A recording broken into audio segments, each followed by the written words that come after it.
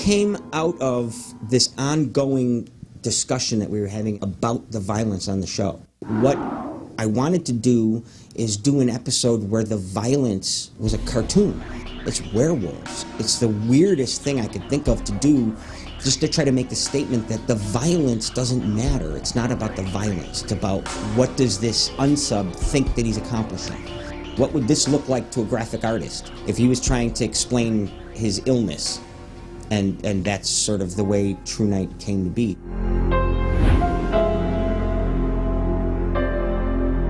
I don't think we've ever done an unsub that people felt more sorry for.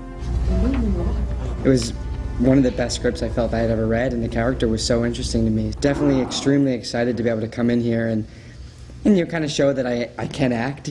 I'm working on something new. I haven't done that much drama before. I never actually had to be like a psycho or kill people or be angry.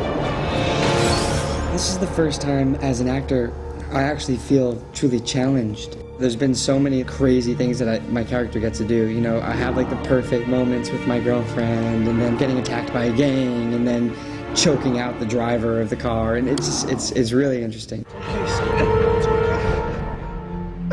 I couldn't help her. I asked you to. They made me. It was very challenging, but Frankie was never afraid of it. He just was so fun to work with and brought colors to it that I didn't see coming, and he's just such a gifted young man.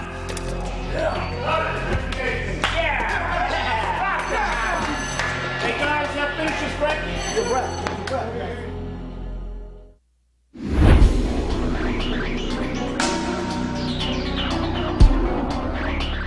Within this company, there was a palpable excitement to it. We were doing angles we don't do and lighting that we don't do.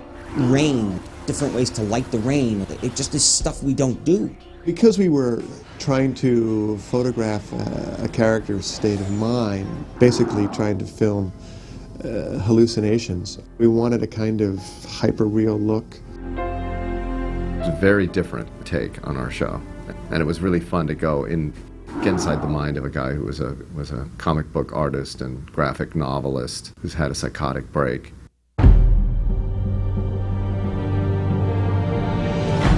My end of it was the rain sequences. I'm adding some rain and some smoke and some steam, and I had some challenges because when they're shooting it so slow, the rain takes on a different look. So it was depending on the pressure I used and the water droplet size and everything to coexist with the scene, because, you know, the rain and the atmospherics and all that were part of the character. The shots are very elaborately designed, and in this particular script you're going in and out of the cartoon panels. We shot all of the crime scenes beforehand and then handed those to our artists. So instead of having a fantasy that turned into reality, we had the reality that turned into a fantasy, which is the way that it was written. These crime scenes take place, and then he goes back and he draws them. He thinks he's fantasizing when he's actually keeping a diary. In keeping with the theme of a cartoon, which is very bold and not as detailed as a real photograph, we went very stark with the memory of what we called his downtown loft. I didn't worry about being real. Everything was just a beautiful object placed in heaven. It was such a fantastic living space and very white and in complete contrast to the garret that he had rented as an artist studio. He couldn't just bring himself to go home anymore, so he'd rented this dump and was just working there. Supposedly to finish up another comic book called Blue, but then this other idea, this True Night, was kind of a cancer. We tried to set it up as if he'd gone in and he'd set up all his storyboards and his ideas for this other successful series, and then you see how this violent black and white and red comic had just kind of taken over and was just plastered up over and layered up over all the other stuff. Of course, it's really fun. It's nice to be able to step out and have the show be able to accommodate that.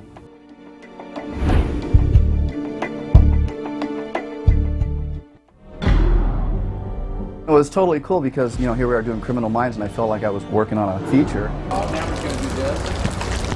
I had a phenomenal martial artist, James Liu, do all the fight stuff.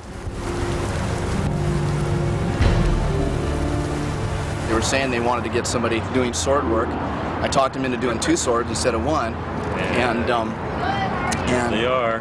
And then, luckily enough, we found James. I've learned everything from Tom. Right.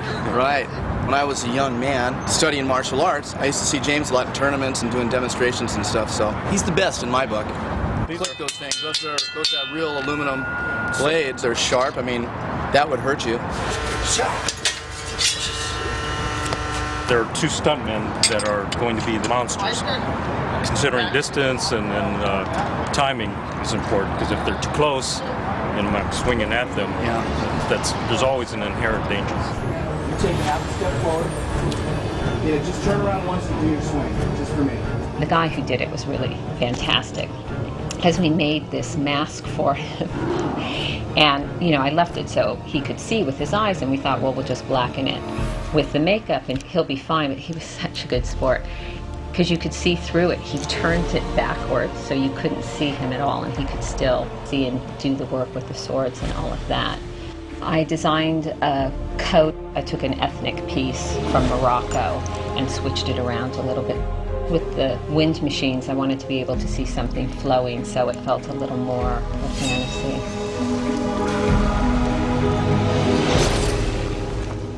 This is day 4 of the True Night shoot. We are at the gang house with our Morocco wolf, variegator sort of creatures.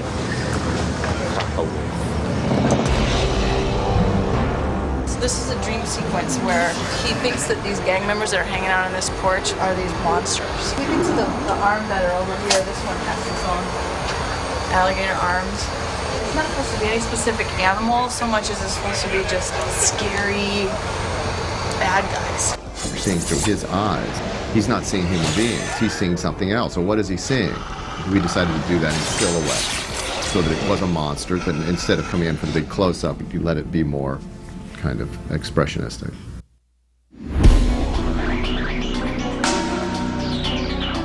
True Night was one of our most ambitious episodes in terms of visual effects. We had 60, 70 visual effects. It was a massive undertaking. There was a camera that was shot at 1,500 to 3,000 frames per second to create fast speed and then go into slow motion. We treated it with rain. There were very subtle color treatments that we had to do. Just all this detail that goes into these shots that were phenomenal. We had to manufacture blood sprays against green screen, so we'd make different blood patterns fly through the air, and they would take those various elements and then incorporate them into our green screen work. The process kind of starts with shooting really high-speed action shots of our hero Knight slashing his way through some bad guys. We take that and marry that to a couple of green screen elements of slow-motion blood and guts and stuff, and then we're able to take those elements, bring them into another computer, and alter and change the color and space and add digital rain, and basically come to almost a previs or work-in-progress shot right on set before we leave tonight, so we know that the look that we're trying to accomplish can be done later in post. The challenges of a sequence like this are, where do you speed up? Where do you slow down? Where do you manipulate it? We're given literally raw dailies. It offers a chance to play, which is really fun. I thought, well, what does a comic book look like? A comic book is close-ups, it's wide shots, it's Dutch, and graphic novels even go further than that with single frames of a piece here and there. So having the footage like this is like a blank piece of paper.